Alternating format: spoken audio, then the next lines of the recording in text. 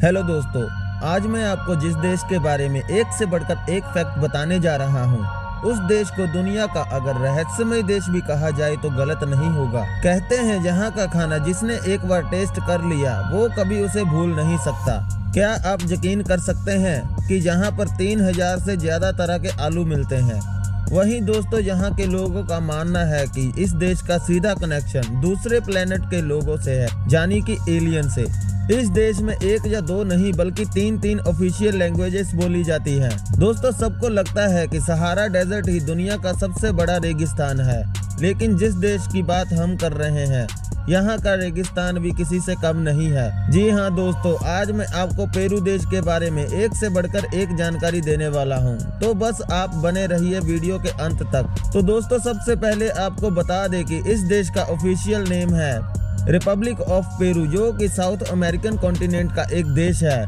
इस देश का border Ecuador, Colombia, Brazil, Bolivia, Chile और साउथ पैसिफिक ओशियन से मिलता है।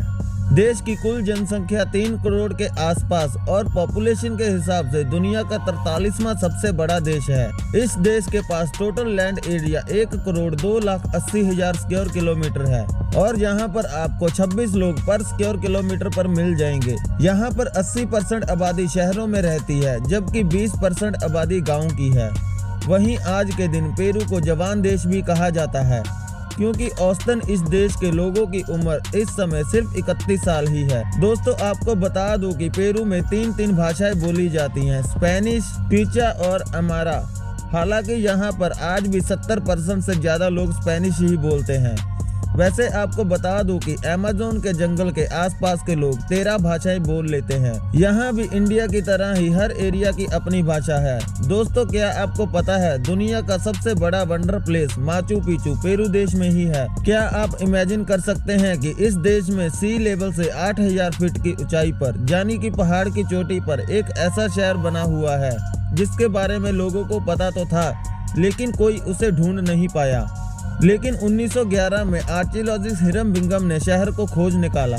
दोस्तों, आज इतनी सुविधा होने के बाद भी लोग माचू पिचू को देखने पहुंच नहीं पाते, और आज से सैकड़ों साल पहले कैसे इतनी ऊंचाई पर घर बनाएंगे होंगे, ये वाकई में हर किसी को चौंका देने वाली बात है। आप खुद ही सोचिए, आज भी जो इस टूरिस्ट प्लेस तक पहुंचता है वो परेशान हो जाता है, क्योंकि इसकी ऊंचाई ही इतनी ज्यादा है। ऐसे में कैसे उस ऊंचाई पर उस वक्त काम किया होगा, ये आज भी एक बड़ा सवाल बना हुआ है। दोस्तों, आपको बता दें कि माचू पिचू को 2007 में new 7 wonder of the world के खिताब से नवाजा गया था। कहते हैं कि यहाँ पर जो भी टूरिस्ट आते हैं, अगर उनके हाथ में कैमरा और एक बोतल हो तब भी वो परेशान हो जाते हैं। ऐसे में तब यहाँ का नज़ारा कैसा रहा होगा जब इतनी ऊंचाई पर घर बनाने के लिए सामान की सप्लाई की जाती होगी, वो भी तब जब ना कोई गाड़ी थी ना ही कोई और साधन। दोस्तों, क्या आपको पता है कि दुनिया का सबसे बड़ा उड़ने वाले पक्षी का नाम क्या है? दोस्तों, ये है एंडीन कोंडोर। अगर आपको इसे सच में अपनी आंखों से उड़ते हुए देखना है तो आपको पेरू जाना होगा। जी हाँ, यहाँ पर एंड्रस माउंटेन पर ये पक्षी नजर आ जाते हैं। इन्हें देखने के बाद पहले तो आपको यकीन नहीं होगा कि पक्षी क्या इतने बड़े भी हो सकते हैं। यहाँ का नज़ारा भी कमाल का होता है। दोस्तों, क्या आपने लेक टिटकाना के बारे में सुना है? अगर नहीं तो हम आपको बता देते हैं कि ये दुनिया की सबसे ऊंचाई पर बनी हुई एक झील है। जी हाँ, पेरू में बना ये झील 11,436 फीट की ऊंचाई पर है। इसके बारे में कहते हैं कि यहाँ की सुंदरता अलग ही लेवल पर है। आपको हर समय इस झील के आसपास हजारों टूरिस्ट मिल जाएंगे। दोस्तों, क्या आपने मिस्टीरियस नाज़का लाइंस के बारे में सुना है? अगर नहीं तो हम आपको बता देते हैं कि ये दुनिया की सबसे रहस्यमय जगह है। जी हाँ, यहाँ पर 70 बड़े बड़े चित्र बने हुए हैं, जिनों में से कुछ इंसानों के और कुछ जानवरों के हैं। साथ ही साथ यहाँ पर बहुत बड़ी संख्या में रेखा भी बनी हुई है, और आज तक किसी को पता नहीं चल पाया कि यहाँ पर इन बड़ी रेखाओं का क्या मतलब है, क्योंकि लोग मानते हैं कि ये एलियंस का किया हुआ काम है, जो कि हजारों साल पहले इस जगह पर उतरते थे और उनकी मदद के लिए कुछ इंसान भी आते थे। हालांकि इस बात में कितनी सच्चाई है आज तक पता नहीं चल पाया। वैसे आपको बता दे, कहा जाता है कि यहाँ पर अमेज़न के जंगलों में एलियंस आज भी आते हैं और वो आज भी किसी न किसी इंसान के संपर्क में है। दोस्तों, पेरू को कंट्री ऑफ बर्ड्स कहा जाए तो गलत नहीं होगा। आपको इस देश में एक से बढ़कर एक अलग अलग तरह के पक्षी देखने को मिल जाएंगे।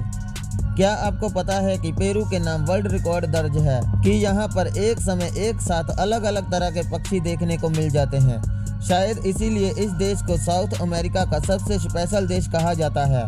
पेरू के लोग ओल्ड कार को ज़्यादा पसंद करते हैं। ये ओल्ड मॉडल के इतने क्रेजी होते हैं कि न्यू कार को भी ओल्ड मॉडल्स में मॉडिफाई कर देते हैं। दोस्तों, पेरू के लोगों के बारे में कहा जाता है कि ये हद से ज़्यादा इमोशनल होते हैं। यहाँ के लोग अपने इमोशंस पर बिल्कुल भी कंट्रोल नहीं रख पाते।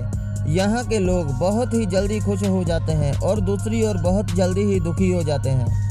आप फील कर सकते हैं कि यहाँ पर जब फुटबॉल मैच होता है, अगर पेरू टीम जीत जाती है तो एक वीक तक पार्टी का माहौल रहता है। अगर हार जाए तो सब रोते रोते अपने घर चले जाते हैं।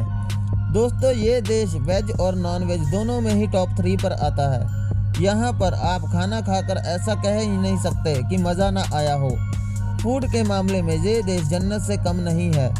पेरू में 90% लोग ईसाई धर्म को मानते हैं। हालांकि ऐसा नहीं है कि दूसरे धर्म के लोगों की यहाँ पर वैल्यू नहीं है। यहाँ पर हर धर्म का सम्मान किया जाता है और किसी के साथ आज तक कोई भेदभाव नहीं हुआ, क्योंकि यहाँ के लोगों का मानना है कि ईश्वर एक ही है, चाहे आपकी मान्यता अलग अलग क्यों ना हो। और ये बहुत बड़ी बात है दोस्तों, दुनिया को पेरू से कुछ सीखने की ज़रूरत है। दोस्तों, पेरू देश का 60% हिस्सा अमेज़न जंगलों से घिरा हुआ है। इसीलिए यहाँ का जंगल ब्राज़ील के अमेज़न जंगल से भी खतरनाक है। दोस्तों, क्या आपको पता है पेरू में लड़का और लड़की शादी से पहले एक साथ रह सकते हैं, जिसे ट्रायल शादी भी कहा जाता है। अगर इस ट्रायल शादी के दौरान बच्चा हो गया और इनको लगा कि ये दोनों एक दूसरे के लिए नहीं बने हैं, तो वो बच्चे को कम्युनिटी में दे सकते हैं और लड़का लड़की अलग हो सकते हैं। हालांकि ये बहुत ओपन माइंडेड है। दोस्तों, मेरा मानना है कि इस रूल को बदलने में ही भलाई है। आपकी इस बारे में क्या राय है, कमेंट सेक्शन में ज़रूर बताना। और आज की वीडियो में इतना ही, मिलते हैं फिर नेक्स्ट वीडियो में। और दोस्तों, चैनल को सब्सक्राइब करना मत भूलना।